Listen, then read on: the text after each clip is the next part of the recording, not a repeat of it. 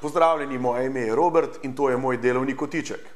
Danes vam želim povedati nekaj o prodajnem procesu, torej o korakih v prodaji.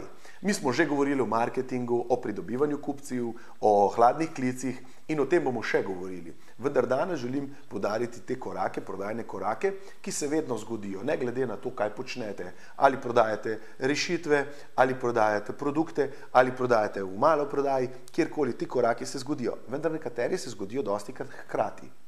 In torej, če grem na prvi korak, ki je običajno zelo pomemben, je ustvarjanje odnosa z našim kupcem. Ali se razumemo, seveda v maloprodaji bi rekli za pozdrav, v nekaterih tehničnih rešitvah pa enako pozdrav in tako naprej, te osnovne človeške, medčloveške odnosi in situacije, vendar ali se razumemo, ali smo na istem tehnično-tehnološkem rešitvenem področju, ali se razumemo. Dostikrat se tukaj zgodi, da v tem prvem odnosu kupec želi identificirati, če smo mi dovolj strokovni, pravi naslov za njegov problem, za njegovo rešitev.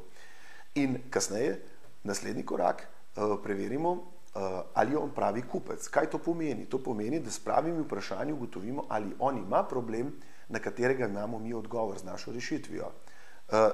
Poleg vseh teh tehnično-tehnoloških, kakršnikoli že vprašanj, je tudi pomembno, da ugotovimo, ali on res pravi kupec.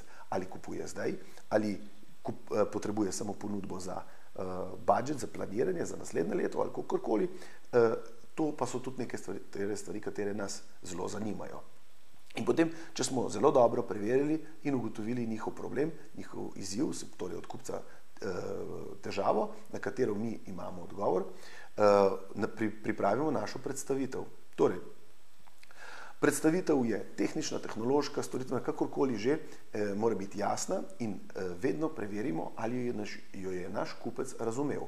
Torej, tudi kadar pripravljate letake, razne prospekte, poglejte, ali od začetka do konca so stvari jasne, dajte prebrati nekomu drugemu, da se ugotovi, ali na vprašanje oziroma na probleme, na katere bi potencialni kupec imel, imate odgovor in ste odgovorili na vsa ključna vprašanja.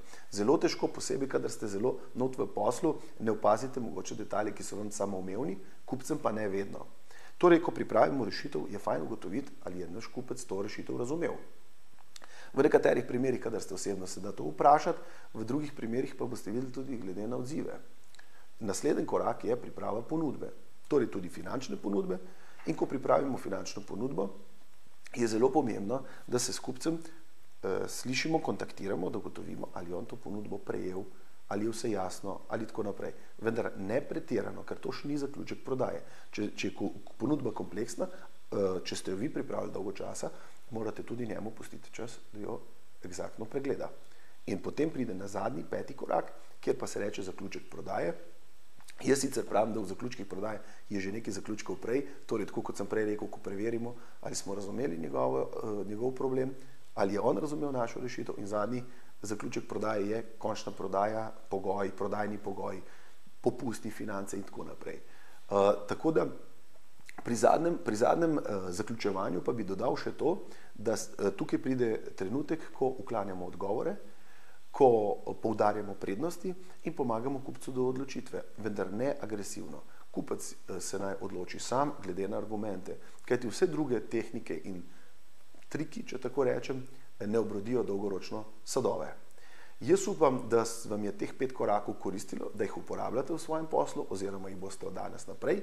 In če želite zvedeti še kaj več, se vpišite na naši spletni strani www.aleo.si z svojim imenom in e-mailom in lahko boste prejeli veliko brezplačnih orodij, ki vam lahko koristijo še jutri.